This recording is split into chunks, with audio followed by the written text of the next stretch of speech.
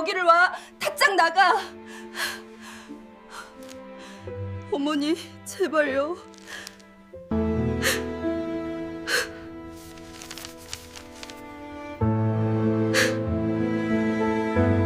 차가운 바람이 반쯤 열린 창문 틈으로 스며들었다. 지연의 뺨을 스치는 바람은 마치 칼날처럼 차가웠다. 무릎은 이미 감각이 없었다. 1시간째 같은 자리를 닦고 있었다. 흰 상복 자락이 물에 젖어 무거웠다. 손끝은 얼음장처럼 차가웠지만 지연은 멈추지 않았다. 멈출 수 없었다. 다시 계단 위에서 시어머니의 목소리가 떨어졌다. 차갑고 날카로웠다. 지연은 고개를 들었다. 시어머니 박 씨는 난간에 기댄 채 내려다보고 있었다. 그 눈빛에는 온기라고는 없었다. 무언가가 지연의 발 앞에 떨어졌다. 더러운 행주였다. 방금 닦은 마루 위에 떨어진 그 행주는 물기를 머금고 축축하게 얼룩을 만들었다.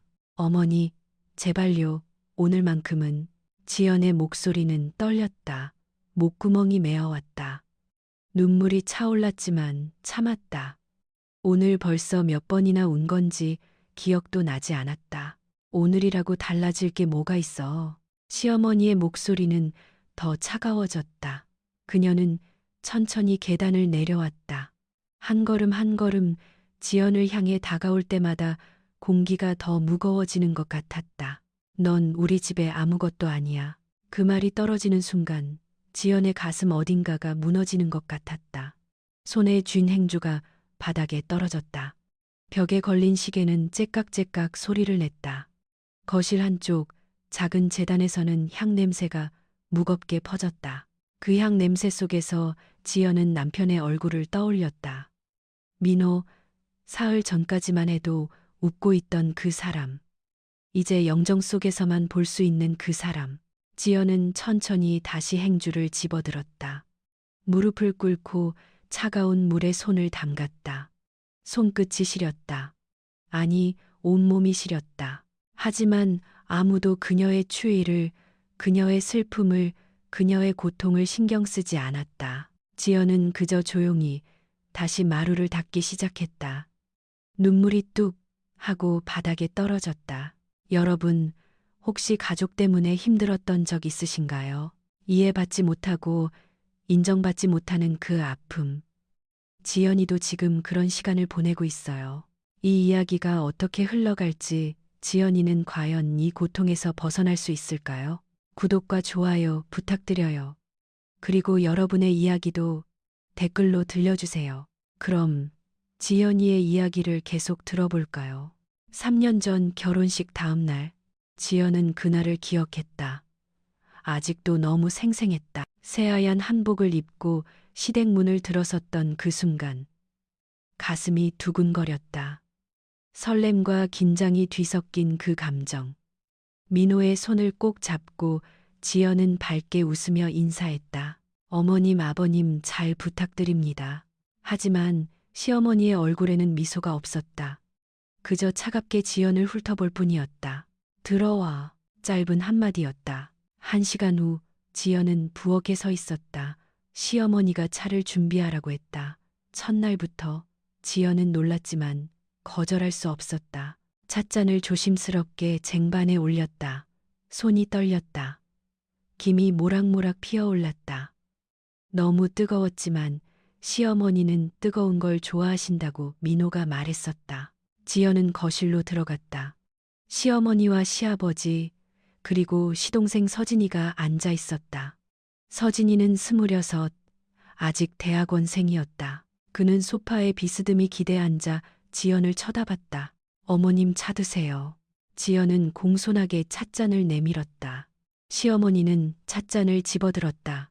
한 모금 마시려던 순간 그녀의 얼굴이 일그러졌다. 왜 이렇게 뜨거워? 그 말과 동시에 찻잔이 바닥에 떨어졌다. 쨍그랑 하얀 도자기가 산산조각 났다. 뜨거운 차가 사방으로 튀었다. 지연의 하얀 한복 자락에도 차가 튀어 얼룩이 졌다. 어머님 죄송합니다. 제가. 지연은 황급히 무릎을 꿇었다. 깨진 도자기 조각을 주우려는 순간 손가락 끝에 날카로운 통증이 왔다. 피가 배어 나왔다. 에휴, 첫날부터 이 모양이네. 시어머니의 한숨 소리가 무겁게 깔렸다. 지연은 고개를 들었다. 시동생 서진이는 웃고 있었다. 비웃음이었다. 형수님, 괜찮으세요? 첫날부터 고생이시네. 그의 목소리에는 동정심이 없었다. 그저 재미있다는 듯한 말투였다. 지연은 민호를 봤다. 남편, 자신을 지켜줄 거라고 믿었던 사람. 하지만 민호는 고개를 돌렸다. 지연아, 빨리 치워. 그게 다였다. 지연의 가슴이 철렁 내려앉았다. 시집 온 첫날부터 이런 거예요? 지연의 목소리는 떨렸다. 하지만 아무도 대답하지 않았다.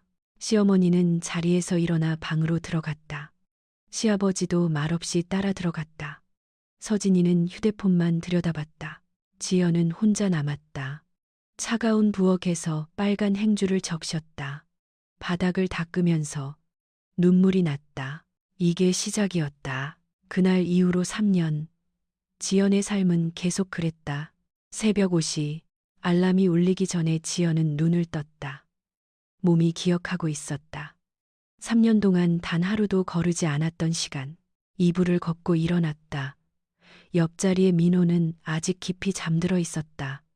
지연은 조용히 방을 나왔다. 부엌은 어두웠다. 불을 켜고 앞치마를 둘렀다. 낡은 앞치마였다. 시어머니가 쓰던 건데 지연에게 물려줬다. 아니, 떠넘긴 거였다. 쌀을 씻고 물을 붓고 밥솥 버튼을 눌렀다. 김치를 꺼내고 된장찌개를 끓이기 시작했다. 칼로 두부를 썰고 파를 다지고 애호박을 채 썰었다. 도독, 도독, 도독.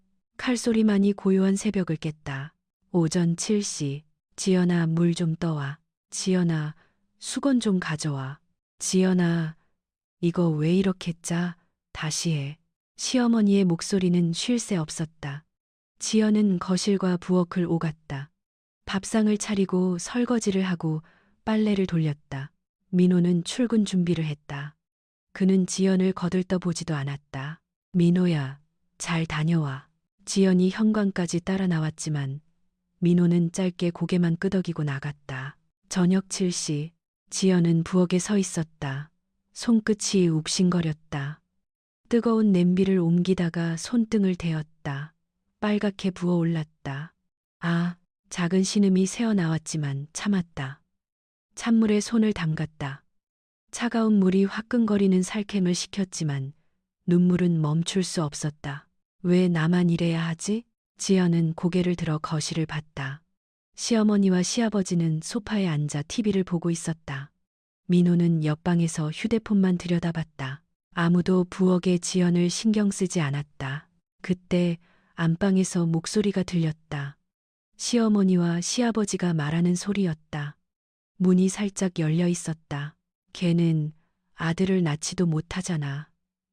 벌써 3년이 지났는데. 시어머니의 목소리였다. 지연의 손이 멈췄다. 그래도 며느리인데. 시아버지의 목소리는 작았다. 며느리, 아들 하나 못 낳는 며느리가 무슨 소용이야. 우리 박씨 집안대를 누가 이어? 지연은 숨이 막혔다. 가슴 한가운데가 무너지는 것 같았다. 아이를 갖고 싶지 않은 게 아니었다. 병원에서 검사도 받았다. 지연에게는 문제가 없었다. 민호 쪽에 문제가 있을 수도 있다고 의사는 조심스럽게 말했지만 민호는 재검사를 거부했다. 내가 문제일 리 없어. 그게 민호의 대답이었다. 그리고 그 후로 모든 책임은 지연의 몫이 되었다. 저녁 8시 현관문이 열렸다. 서진이가 들어왔다. 그리고 그의 옆에는 여자가 한 명 있었다. 어머니 여자친구 수아예요. 어머, 어서 와요. 예쁘네. 시어머니의 얼굴이 환하게 밝아졌다. 그녀는 부엌으로 고개를 돌렸다. 지연아, 과일 좀 깎아내와. 지연은 묵묵히 과일을 깎았다. 사과, 배, 포도. 정성스럽게 담아 거실로 가져갔다. 서진이의 여자친구 수아는 소파에 편하게 앉아 있었다. 시어머니는 그녀 옆에 바짝 붙어 앉아 웃고 있었다. 수아 씨, 많이 드세요. 감사합니다, 어머님. 수아는 밝게 웃었다. 시어머니도 따뜻하게 웃었다. 지연은 그 모습을 보며 뒷걸음질 쳤다. 부엌으로 돌아왔다. 설거지를 하며 입술을 깨물었다. 저도 이 집 며느리인데요. 그 말은 끝내 밖으로 나오지 않았다. 지연은 그저 조용히 그릇을 닦았다. 창밖은 어두웠다. 지연의 마음도 어두웠다. 그날은 비가 내렸다. 지연은 저녁을 준비하고 있었다. 민호는 회식이 있다고 했다. 늦을 거라고. 7시, 8시, 9시. 시계는 째깍째깍 돌아갔다. 지연은 휴대폰을 들여다봤다. 민호에게서 연락은 없었다. 10시가 넘어서 전화벨이 울렸다. 낯선 번호였다. 여보세요? 박민호 씨 보호자이신가요? 남자의 목소리는 침착했지만 지연의 심장은 미친 듯이 뛰기 시작했다. 네, 저 아내인데요. 교통사고가 있었습니다. 지금 병원으로 오십시오. 그 후에 일은 기억이 흐릿했다. 병원 복도를 뛰어갔다. 응급실 문 앞에 섰다. 의사가 나왔다. 그의 입이 움직였지만 지연의 귀에는 아무것도 들리지 않았다. 유가족이십니까? 유가족. 그 단어가 지연의 머릿속에서 맴돌았다. 환자는 이미 의사의 말이 끝나기도 전에 지연의 무릎이 꺾였다. 민호는 죽었다. 3일 후 장례식장. 빈소는 하얀 국화로 가득했다. 향냄새가 무겁게 코를 찔렀다. 작은 스피커에서는 낮게 연불 소리가 흘러나왔다. 지연은 영정 앞에 앉아 있었다. 민호의 사진. 그는 웃고 있었다. 지연을 향해 웃고 있었다. 손이 떨렸다. 지연은 영정을 품에 안았다. 민호야, 민호야, 목이 메었다. 눈물이 쏟아졌다. 하얀 천으로 만든 수의 자락이 눈물에 젖었다. 제발 돌아와. 그때 누군가 지연의 어깨를 잡았다. 시어머니였다. 그만 울어, 손님들이 본다. 시어머니의 목소리는 낮고 차갑했다. 지연은 고개를 들었다. 눈물로 범벅이 된 얼굴로 시어머니를 봤다. 어머니, 영정 내려놔. 네가 붙들고 있으면 손님들이 절을 못하잖아. 시어머니는 지연의 손에서 영정을 빼앗았다. 지연은 허공을 움켜쥐었다. 제 남편이에요. 제발 울게 해주세요. 지연의 목소리는 떨렸다. 하지만 시어머니는 고개를 돌렸다. 며느리가 이렇게 추하게 울면 우리 민호가 저승길도 편히 못 가. 정신 차려. 시어머니는 영정을 제단에 다시 올려놓고 손님들을 맞으러 나갔다. 지연은 그 자리에 멍하니 앉아 있었다. 손님들이 들어왔다. 절을 했다. 위로의 말을 건넸다. 하지만 지연의 귓가에는 아무것도 들리지 않았다. 저녁 7시, 장례식장 뒤편, 작은 부엌에서 지연은 김밥을 썰고 있었다. 손님들에게 대접할 음식이 필요하다고 시어머니가 말했다. 그래서 지연은 부엌에 있었다. 남편의 장례식 날 빈소가 아닌 부엌에 칼을 쥔 손이 떨렸다. 눈물이 또 흘렀다. 김밥 위에 눈물이 떨어졌다. 지연아, 아직 안 끝났어? 시어머니의 목소리가 부엌 밖에서 들렸다. 지연은 재빨리 눈물을 닦았다. 거의 다 됐어요, 어머니. 빨리 해. 손님들 기다려. 발소리가 멀어졌다. 지연은 다시 칼을 들었다. 도독도독도독 김밥을 썰고 접시에 담고 거실로 가져갔다. 손님들은 고맙다는 인사를 했다. 지연은 고개만 끄덕였다. 빈소로 돌아왔다. 민호의 영정이 보였다. 지연은 그 앞에 무릎을 꿇고 앉았다. 손이 얼음처럼 차가웠다. 온몸이 떨렸다. 하지만 눈물은 이미 다 말라버린 것 같았다. 민호야, 미안해. 작은 목소리로 중얼거렸다. 나 혼자 남겨서 어떻게 살아. 하지만 영정 속 민호는 대답하지 않았다. 그저 미소만 지을 뿐이었다. 향연기가 피어올랐다. 지연은 그 연기를 바라보며 조용히 눈을 감았다. 장례식이 끝나고 일주일 후 거실에는 긴장감이 흘렀다. 시아버지는 소파 한가운데 앉아 있었다. 시어머니는 그 옆에, 서진이는 맞은편에 앉아 있었다. 지연은 구석 의자에 조용히 앉아 있었다. 손을 무릎 위에 모으고 고개를 숙인 채 정장을 차려입은 남자가 가방에서 서류를 꺼냈다. 변호사 김 씨였다. 민호의 친구이자 그가 신뢰하던 사람. 고인의 유언에 따라 오늘 유언장을 공개하겠습니다. 변호사의 목소리는 침착했다. 그는 하얀 봉투를 꺼냈다. 봉투 겉면에는 민호의 손글씨로 이렇게 적혀 있었다. 가족들에게. 시어머니는 몸을 앞으로 기울였다. 눈빛이 날카로웠다. 서진이는 팔짱을 끼고 여유롭게 웃고 있었다. 형이 뭘 남겼을까? 아파트? 예금? 서진이의 목소리에는 기대감이 가득했다. 시어머니도 고개를 끄덕였다. 당연히 우리 가족한테 남겼겠지. 민호는 효자였으니까.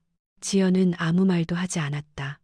그저 무릎 위에 놓인 손만 꼭 쥐었다. 변호사는 봉투를 열었다. 종이를 꺼내 펼쳤다. 잠시 내용을 확인한 후 그는 천천히 읽기 시작했다. 유언자 박민호는 본인의 모든 재산에 대해 다음과 같이 유언합니다. 공기가 무거워졌다. 시계 소리만 또각또각 들렸다. 본인 명의의 아파트, 예금, 주식 그리고 기타 모든 재산은. 변호사가 잠시 멈췄다. 그리고 또박또박 말했다. 아내 한지연에게 전부 상속합니다. 순간 시간이 멈춘 것 같았다. 뭐라고? 시어머니의 목소리가 떨렸다. 그녀는 자리에서 벌떡 일어났다. 지금 뭐라고 했어요? 유언장 내용이 그렇습니다. 고인은 모든 재산을 배우자인 한지연 씨에게 남겼습니다. 변호사는 침착하게 대답했다. 하지만 거실은 이미 난장판이 되고 있었다. 말도 안 돼. 서진이가 소리쳤다. 그는 변호사에게 달려가 유언장을 낚아챘다. 이게 무슨, 형이 미쳤어. 전부 다 저 여자한테? 서진아, 내려놔. 시아버지가 소리쳤지만 서진이는 유언장을 꽉 쥐고 있었다. 그의 손이 떨렸다. 집도, 예금도, 주식도 다? 그렇습니다. 유언자의 명확한 의사입니다. 변호사의 말에 시어머니는 휘청거렸다. 그녀는 지연을 돌아봤다. 눈빛이 불타올랐다. 이게 무슨 짓이야? 시어머니는 지연에게 달려갔다. 지연의 옷깃을 움켜잡았다. 네가 우리 민호를 꼬드긴 거지? 그렇지? 어머니. 지연은 놀라 뒤로 물러섰다. 하지만 시어머니의 손은 놓아주지 않았다. 처음부터 노렸겠지. 우리 집 재산. 그래서 얌전한 척했던 거야. 아니에요. 저는 몰랐어요. 정말로. 지연의 목소리는 떨렸다. 눈에서 눈물이 쏟아졌다. 거짓말 마. 넌 처음부터 노렸겠지. 시어머니의 목소리는 점점 커졌다. 그녀는 지연을 밀쳤다. 지연은 뒤로 비틀거렸다. 여보, 진정해. 시아버지가 시어머니를 붙잡았다. 하지만 그녀는 계속 소리쳤다. 3년 동안 우리한테 빌부터 살더니 결국 다 가져갔네. 이 도둑년. 어머니. 지연은 울음을 터뜨렸다. 가슴이 찢어지는 것 같았다. 저는 정말 몰랐어요. 민호가 그런 유언장을 남긴 줄. 저는 닥쳐. 서진이가 지연에게 소리쳤다. 형수가 형을 꼬드긴 거 맞잖아. 안 그러면 왜 우리한테 한 푼도 안 남겨? 변호사가 끼어들었다. 유언장은 법적으로 유효합니다. 고인의 의지를 존중해야 합니다. 의지. 이게 무슨 의지야? 시어머니는 주저앉았다. 그녀는 숨을 헐떡였다. 얼굴이 새하얗게 질렸다. 우리 민호가, 우리 아들이, 어떻게? 시아버지는 소파에 털썩 앉았다. 그는 고개를 숙인 채 아무 말도 하지 않았다. 지연은 그 자리에 서 있었다. 온몸이 떨렸다. 숨이 막혔다. 왜? 민호야, 왜? 왜 이런 유언장을 남긴 거야? 지연은 아무것도 이해할 수 없었다. 민호는 살아생전 한 번도 이런 이야기를 하지 않았다. 유언장을 썼다는 말도 없었다. 나가. 시어머니의 목소리가 낮게 깔렸다. 뭐라고요? 이 집에서 나가, 당장. 시어머니는 지연을 쏘아봤다. 그 눈빛은 증오로 가득했다. 어머니, 저는 나가라고 했잖아. 시어머니의 고함에 지연은 뒤로 물러섰다. 가방을 집어들고 비틀거리며 현관으로 갔다. 문을 열고 나가는 순간 뒤에서 서진이의 목소리가 들렸다. 두고 봐. 절대 가만 안 둘 거야. 지현은 계단을 내려갔다. 다리가 휘청거렸다. 건물 밖으로 나왔다. 차가운 바람이 불었다. 지연은 그 자리에 멈춰섰다. 하늘을 올려다봤다. 회색빛 구름이 가득했다. 민호야. 작은 목소리로 불러봤다. 하지만 대답은 없었다. 친정집. 지연은 작은 방에 앉아 있었다. 어머니가 끓여준 차는 식어가고 있었다. 손을 뻗을 힘도 없었다. 지연아, 그냥 여기 있어. 시댁은 신경 쓰지 마. 어머니는 딸의 어깨를 쓰다듬었다. 하지만 지연은 대답하지 않았다. 그저 멍하니 창밖만 바라봤다. 왜 민호는 그런 유언장을 남겼을까? 3년 동안 한 번도 지연을 지켜주지 않았던 사람, 어머니 편만 들었던 사람, 그런 사람이 왜 갑자기 모든 재산을 지연에게 남긴 걸까? 이해할 수 없었다. 잠깐 혼자 있을게요, 엄마. 알았어. 밥은 먹어야 해. 어머니가 나가고 방은 조용해졌다. 지연은 가방을 열었다. 몇 벌 안 되는 옷가지들, 그리고 그 안에 하얀 한복이 있었다. 결혼식 때 입었던 한복. 지연은 한복을 꺼내 펼쳤다. 3년 전 설레며 입었던 그 옷. 이제는 그저 아픈 기억만 남은 옷. 그때 무언가 바닥에 떨어졌다. 톡. 지연은 고개를 숙였다. 작은 봉투였다. 노란빛이 도는 오래된 봉투. 이게 뭐지? 지연은 봉투를 집어들었다. 봉투 겉면에는 이렇게 적혀 있었다. 지연에게. 민호의 글씨였다. 손이 떨렸다. 심장이 빠르게 뛰기 시작했다. 지연은 조심스럽게 봉투를 열었다. 안에는 편지가 한 장 들어 있었다. 종이는 낡았고 구겨진 자국이 있었다. 민호가 오래전에 쓴 것 같았다. 지연은 숨을 깊이 들이마셨다. 그리고 편지를 펼쳤다. 지연아, 이 편지를 읽고 있다면 아마 나는 이미 곁에 없을 거야. 미안해. 첫 문장부터 눈물이 쏟아졌다. 지연은 손으로 입을 막았다. 나는 정말 못난 남편이었어. 너를 지켜주지 못했어. 어머니가 너한테 얼마나 심하게 대했는지 다 알고 있었어. 매일 아침 5시에 일어나는 것도, 손이 데이는 것도, 혼자 울고 있는 것도 다 봤어. 하지만 나는 아무것도 하지 못했어. 어머니한테 한마디도 못했어. 너를 위해 싸우지도 못했어. 왜냐하면 나는 겁쟁이였으니까. 지연의 손이 떨렸다. 눈물이 편지 위에 떨어졌다. 글씨가 번졌다. 지연아, 너는 항상 참았어. 한 번도 불평하지 않았어. 그게 나를 더 괴롭게 했어. 너는 강한 사람이야. 나보다 훨씬 강해. 그래서 나는 결심했어. 적어도 내가 없을 때 너는 자유로워야 한다고. 이 집에서, 이 가족에게서 벗어나야 한다고. 그래서 유언장을 썼어. 모든 재산을 너한테 남기기로 했어. 어머니와 서진이는 화를 낼 거야. 너를 원망할 거야. 하지만 괜찮아. 그들은 이미 충분히 가진 사람들이야. 아버지가 계시고 서로가 있어. 너는 혼자잖아. 나 때문에 3년 동안 고생했잖아. 이제는 네가 원하는 대로 살아. 아무에게도 눈치 보지 말고, 아무에게도 고개 숙이지 말고. 그게 내가 너한테 해줄 수 있는 마지막이야. 미안해, 지연아. 나는 약한 남편이었어. 하지만 이제라도 너를 지키고 싶어. 행복하게 살아줘. 사랑해. 민호. 편지는 거기서 끝났다. 지연은 편지를 꽉 쥐고 흐느꼈다. 목이 메었다. 가슴이 터질 것 같았다. 민호야. 소리내어 울었다. 3년 동안 참았던 모든 것이 쏟아져 나왔다. 민호는 알고 있었다. 모든 걸 알고 있었다. 그런데 왜 말하지 않았을까? 왜 살아있을 때 지연을 지켜주지 않았을까? 하지만 동시에 지연은 알았다. 민호는 그럴 수 없었다. 그는 약한 사람이었다.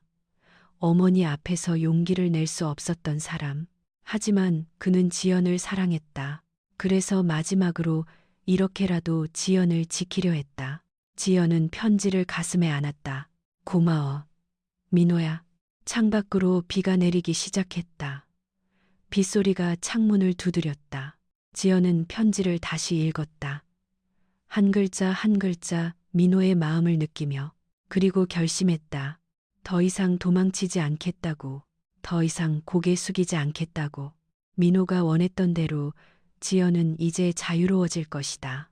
지연은 편지를 조심스럽게 접어 가슴 주머니에 넣었다. 그리고 휴대폰을 집어들었다. 변호사 김 씨에게 전화를 걸었다. 여보세요, 변호사님. 저 한지연입니다. 아, 지연 씨, 무슨 일이세요? 유언장 관련해서 제가 해야 할 게 있을 것 같아서요.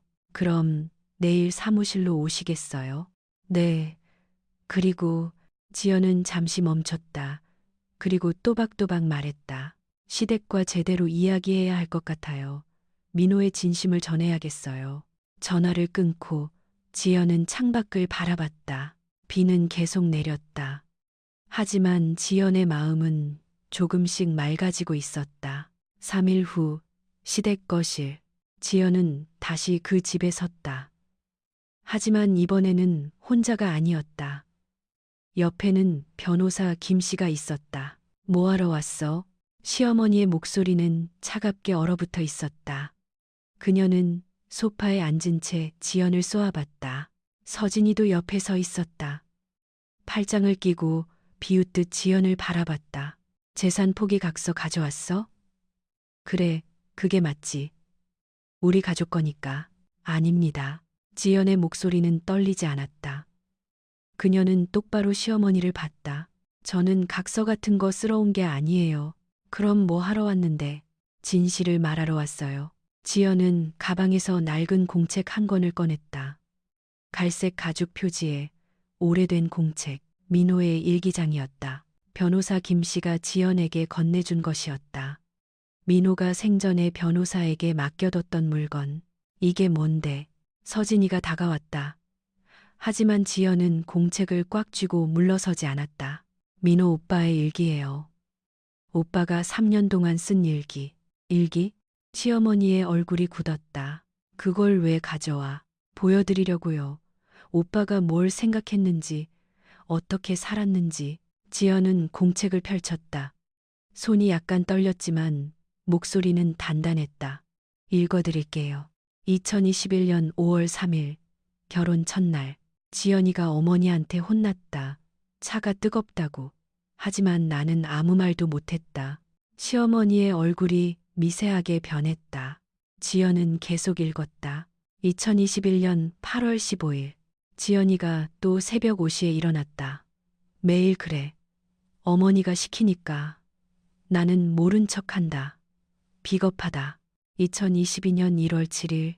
오늘 지연이 손에 화상이 생겼다. 뜨거운 냄비를 옮기다가. 어머니는 신경도 안 쓴다. 나도 마찬가지다. 나는 정말 못난 남편이다. 서진이의 표정이 굳어졌다. 시어머니는 입술을 꽉 깨물었다. 지연의 목소리가 떨렸다. 하지만 멈추지 않았다. 2022년 6월 20일. 어머니가 지연을 때렸다. 거실이 조용해졌다. 시아버지가 소파에서 벌떡 일어났다. 뭐라고? 지연은 천천히 또박또박 읽었다. 지연이가 김치찌개에 소금을 덜 넣었다고 어머니가 지연의 팔을 때렸다. 지연은 울지 않았다. 그냥 고개를 숙이고 사과했다. 나는 아무것도 못했다. 그저 방에 앉아서 주먹만 쥐었다 폈다 했다. 나는 겁쟁이다. 시아버지는 시어머니를 돌아봤다. 당신 정말 그랬소? 시어머니는 대답하지 않았다. 그녀의 얼굴은 창백했다.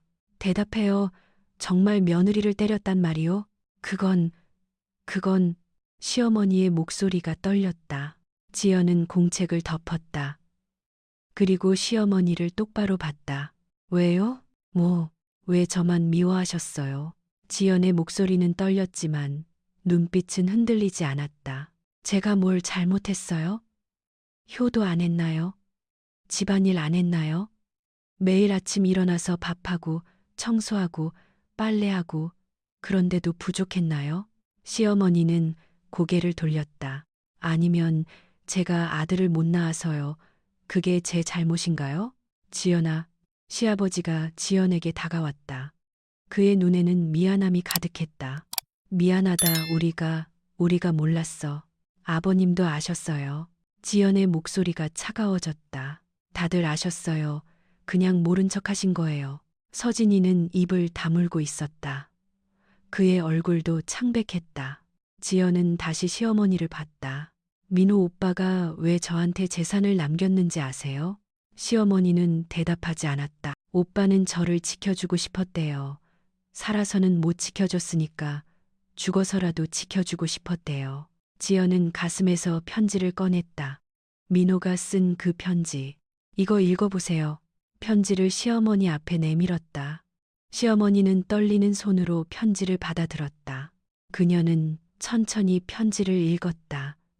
한 줄, 한 줄 읽어 내려갈수록 그녀의 얼굴은 무너졌다. 민호야, 시어머니의 목소리가 갈라졌다. 편지를 쥔 손이 떨렸다. 우리 아들이 이렇게 생각했어. 눈물이 그녀의 뺨을 타고 흘렀다. 아니야. 나는 그냥. 시어머니는 바닥에 주저앉았다. 편지를 꽉 쥐고 흐느꼈다. 미안해, 미안해. 시아버지는 아무 말도 하지 못했다. 그는 그저 고개를 숙였다. 서진이도 고개를 돌렸다. 그의 눈가도 붉어져 있었다. 지연은 그들을 바라봤다. 가슴이 아팠다. 하지만 동시에 후련했다. 드디어 말했다. 드디어 진실을 꺼냈다. 저는 재산이 필요 없어요. 지연의 목소리는 조용했다. 하지만 민호 오빠의 마음은 지키고 싶어요. 오빠가 저를 위해 남긴 그 마음을.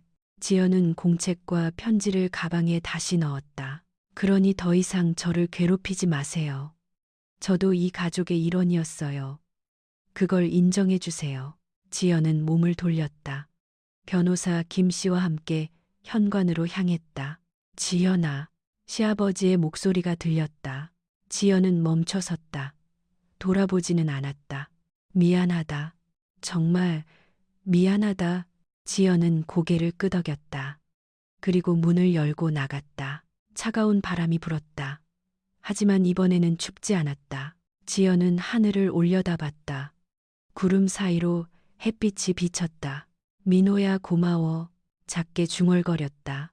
이제 시작이었다. 그날 밤 지연은 친정에서 전화를 받았다. 시아버지였다. 지연아, 내일 시간 좀 내줄 수 있겠니? 목소리는 조심스러웠다. 지연은 잠시 망설였다. 네 아버님. 다음 날 오후 지연은 다시 시댁 문 앞에 섰다. 심장이 두근거렸다. 문을 열고 들어가자 거실은 조용했다. 시아버지가 소파에 앉아 있었다. 그리고 그 옆에는 시어머니가 있었다. 그녀의 눈은 퉁퉁 부어 있었다. 앉아라. 시아버지가 말했다. 지연은 조심스럽게 맞은편에 앉았다. 잠시 침묵이 흘렀다. 시계 소리만 또각또각 울렸다. 시어머니가 먼저 입을 열었다. 지연아. 그녀의 목소리는 떨렸다. 고개를 들어 지연을 봤다. 그 눈에는 눈물이 고여 있었다. 미안하다. 짧지만 무거운 한마디였다. 지연은 아무 말도 하지 못했다. 시어머니는 천천히 말을 이었다. 사실은 너 전에도 며느리가 한 명 있었어. 네? 지연은 놀라 시어머니를 봤다. 민호 아버지의 형님 며느리였지. 우리 집에 시집와서 1년을 못 버텼어. 시어머니의 목소리는 점점 작아졌다. 그 며느리는 도망갔어. 어느 날 갑자기 짐 싸서 나가버렸지. 우리 집이 너무 힘들다고, 시어머니가 너무 무섭다고. 그녀는 손으로 얼굴을 가렸다. 그때부터였어. 나는 며느리들이 다 그럴 거라고 생각했어. 조금만 힘들면 도망갈 거라고. 그래서 너한테도 일부러 더 심하게 했어. 어머니, 테스트하는 거였어. 네가 정말 이 집에 남을 마음이 있는지, 우리 민호를 진심으로 사랑하는지. 시어머니는 고개를 들었다. 눈물이 볼을 타고 흘렀다. 근데 내가 너무 심했어. 너무 모질게 굴었어. 그게 우리 민호를 아프게 한 줄도 몰랐어. 그녀는 흐느끼기 시작했다. 민호가, 우리 아들이 그렇게 괴로워하고 있었는데 나는 몰랐어. 정말 몰랐어.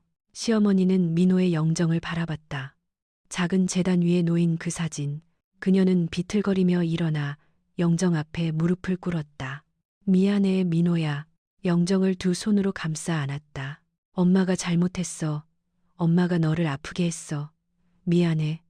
정말 미안해. 목이 메어 말이 끊겼다. 그녀는 영정을 꽉 껴안고 울었다. 지연은 그 모습을 보며 눈물이 났다. 가슴이 먹먹했다. 시아버지도 눈가를 훔쳤다. 그는 지연에게 다가와 그녀의 손을 잡았다.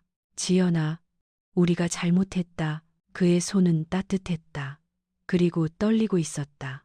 우리가 너를 가족으로 대하지 않았어. 우리가 너를 소중히 여기지 않았어. 그게 우리 잘못이야. 아버님, 용서해다오. 제발. 시아버지의 목소리도 떨렸다. 지연은 눈물을 닦았다.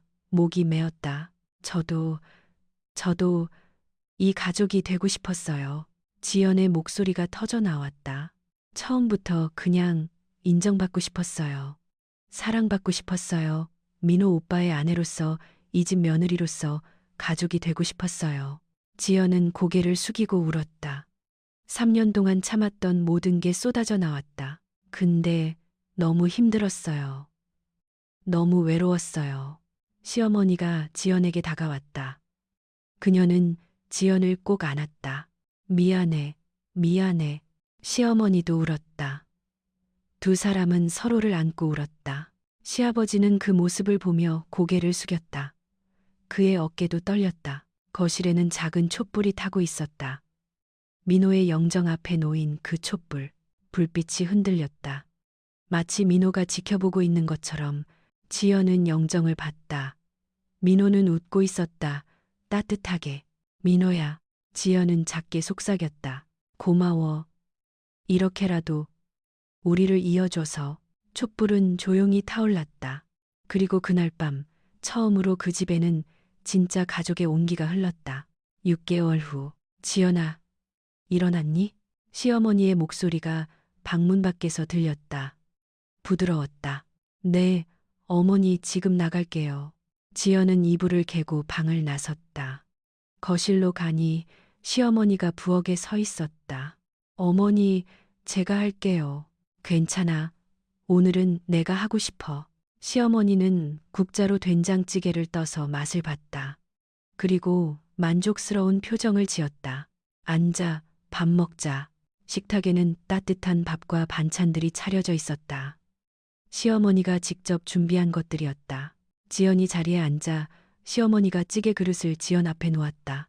먹어라, 천천히. 그 말에 지연의 눈시울이 붉어졌다. 6개월 전만 해도 상상할 수 없던 장면. 어머니, 왜? 짜? 아니에요. 맛있어요. 지연은 웃었다. 눈가에 눈물이 맺혔지만 행복한 눈물이었다. 시아버지가 거실에서 나왔다. 오, 다들 일찍 일어났네. 좋아, 같이 먹자. 그는 식탁에 앉으며 지연의 어깨를 가볍게 두드렸다. 어젯밤에 잘 잤어? 네, 아버님. 그래, 다행이다. 서진이도 방에서 나왔다. 그는 예전처럼 건방지지 않았다.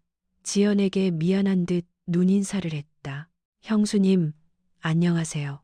응, 서진아. 밥 먹어. 네 사람은 조용히 아침을 먹었다. 평범한 아침 식사.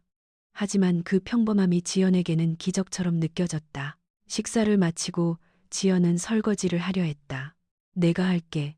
시어머니가 지연의 손을 잡았다. 어머니가요? 응. 너 오늘 민호 보러 간다며? 네, 공원 갈 거예요. 그래, 다녀와. 우리 민호한테 잘 전해줘. 시어머니는 미소 지었다. 따뜻한 미소였다. 오후 3시, 한강공원. 지연은 벤치에 앉아 있었다. 옆에는 민호의 작은 사진이 놓여 있었다. 액자에 담긴 사진. 민호야, 왔어. 바람이 불었다. 머리카락이 흩날렸다. 지연은 사진을 쓰다듬었다. 요즘 어때? 저승에서 편히 지내고 있어? 벚꽃나무 아래 앉아 있었다. 봄이었다. 꽃잎이 바람에 날려 떨어졌다. 분홍빛 꽃잎이 지연의 무릎 위에 살포시 내려앉았다. 어머니가 많이 변하셨어. 이제 나한테 따뜻하게 대해주셔. 밥도 해주시고 말도 부드럽게 하시고. 지연은 웃었다. 서진이도 예의 바르게 대해줘. 아버님도 자주 말 걸어주시고. 바람이 또 불었다. 꽃잎들이 춤을 췄다. 이제 정말 가족 같아. 지연의 목소리가 떨렸다. 네가 원하던 거 이뤄졌어. 우리 이제 진짜 가족이야.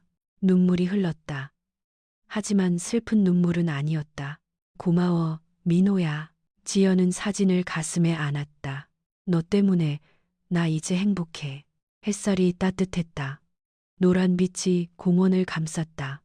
아이들이 웃으며 뛰어다녔다. 커플들이 손을 잡고 걸었다. 지연은 그 모든 걸 바라봤다. 그리고 깨달았다.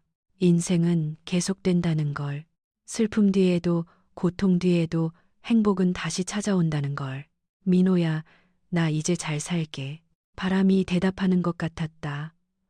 부드럽고 따뜻하게. 지연은 벤치에서 일어났다. 사진을 가방에 조심스럽게 넣었다. 벚꽃나무를 한 번 더 올려다봤다. 꽃잎들이 바람에 흩날렸다. 다음에 또 올게. 지연은 공원을 걸어 나왔다. 발걸음은 가벼웠다. 집으로 돌아가는 길. 이제 그곳은 정말 집이었다. 따뜻한 집. 석양이 지고 있었다. 하늘은 주황빛으로 물들었다. 지연은 하늘을 올려다보며 미소 지었다. 이제 우리 가족이야. 진짜로. 그렇게 지연의 새로운 시작이 펼쳐졌다. 여러분, 가족이란 무엇일까요? 피로 맺어진 관계일까요? 아니면 마음으로 이어진 관계일까요? 지연이와 시어머니처럼 때로는 상처를 주고받지만 결국 서로를 이해하고 용서하는 것. 그게 진짜 가족이 아닐까요? 여러분도 가족 때문에 힘들었던 적 있으신가요?